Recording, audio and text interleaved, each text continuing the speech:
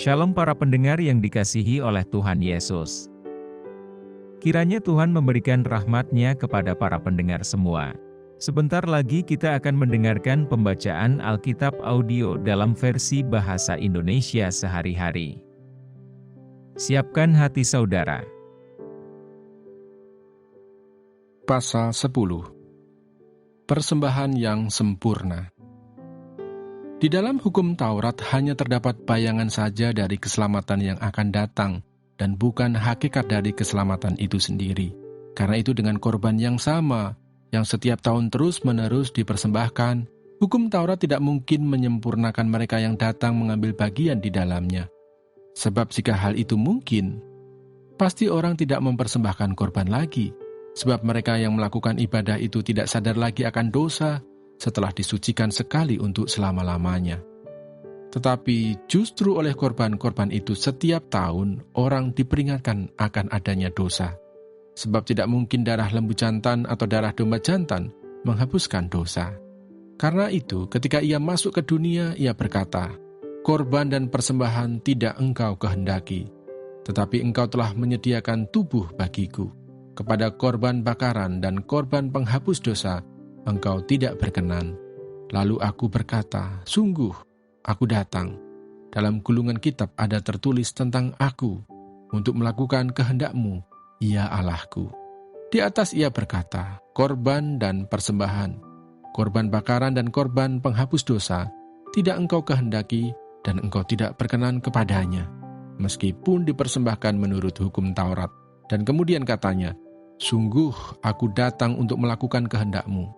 Yang pertama ia hapuskan supaya menegakkan yang kedua, dan karena kehendaknya inilah kita telah dikuduskan satu kali untuk selama-lamanya oleh persembahan tubuh Yesus Kristus. Selanjutnya setiap imam melakukan tiap-tiap hari pelayanannya dan berulang-ulang mempersembahkan korban yang sama sekali tidak dapat menghapuskan dosa. Tetapi ia, setelah mempersembahkan hanya satu korban saja karena dosa, ia duduk untuk selama-lamanya di sebelah kanan Allah. Dan sekarang, ia hanya menantikan saatnya di mana musuh-musuhnya akan dijadikan tumpuan kakinya. Sebab oleh satu korban saja ia telah menyempurnakan untuk selama-lamanya mereka yang ia kuduskan.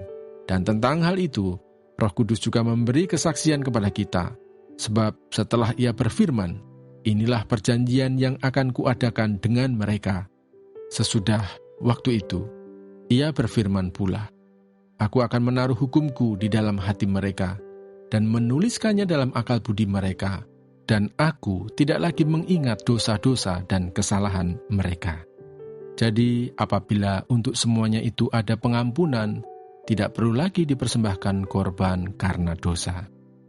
Ketekunan. Jadi, saudara-saudara, oleh darah Yesus kita sekarang penuh keberanian dapat masuk ke dalam tempat kudus, karena ia telah membukakan jalan yang baru dan yang hidup bagi kita melalui tabir, yaitu dirinya sendiri. Dan kita mempunyai seorang imam besar sebagai kepala rumah Allah. Karena itu marilah kita menghadap Allah dengan hati yang tulus ikhlas dan keyakinan iman yang teguh. Oleh karena hati kita telah dibersihkan dari hati nurani yang jahat, dan tubuh kita telah dibasuh dengan air yang murni.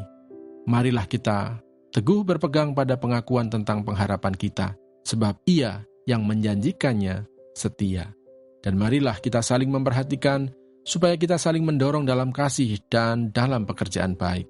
Janganlah kita menjauhkan diri dari pertemuan-pertemuan ibadah kita, seperti dibiasakan oleh beberapa orang.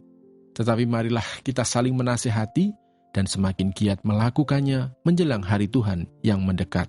Sebab jika kita sengaja berbuat dosa, sesudah memperoleh pengetahuan tentang kebenaran, maka tidak ada lagi korban untuk menghapus dosa itu.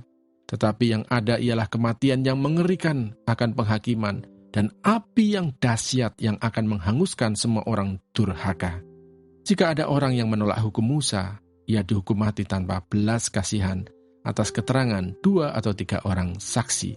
Betapa lebih beratnya hukuman yang harus dijatuhkan atas dia yang menginjak-injak anak Allah, yang menganggap najis darah perjanjian yang menguduskannya, dan yang menghina roh kasih karunia, sebab kita mengenal Dia yang berkata, "Pembalasan adalah hakku, akulah yang akan menuntut pembalasan." Dan lagi, Tuhan akan menghakimi umat-Nya. Ngeri benar kalau jatuh ke dalam tangan Allah yang hidup. Ingatlah akan masa lalu. Sesudah kamu menerima terang, kamu banyak menderita oleh karena kamu bertahan dalam perjuangan yang berat.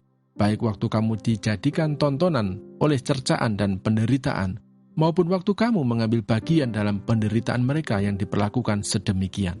Memang kamu telah turut mengambil bagian dalam penderitaan orang-orang hukuman, dan ketika harta kamu dirampas, kamu menerima hal itu dengan sukacita, sebab kamu tahu bahwa kamu memiliki harta yang lebih baik dan yang lebih menetap sifatnya. Sebab itu, janganlah kamu melepaskan kepercayaanmu, karena besar upah yang menantinya. Sebab kamu memerlukan ketekunan, supaya sesudah kamu melakukan kehendak Allah, kamu memperoleh apa yang dijanjikan itu. Sebab sedikit, bahkan sangat sedikit waktu lagi, dan Ia yang akan datang sudah akan ada, tanpa menangguhkan kedatangannya. Tetapi orangku yang benar akan hidup oleh iman, dan apabila ia mengundurkan diri, maka aku tidak berkenan kepadanya. Tetapi kita bukanlah orang-orang yang mengundurkan diri dan binasa, tetapi orang-orang yang percaya dan yang beroleh hidup. Terima kasih Bapa di surga untuk firman-Mu hari ini. Berkati kami semua supaya kami mengerti isi hati-Mu. Terima kasih para pendengar semua, kiranya Tuhan memberkati. Dan jangan lupa untuk share dan subscribe.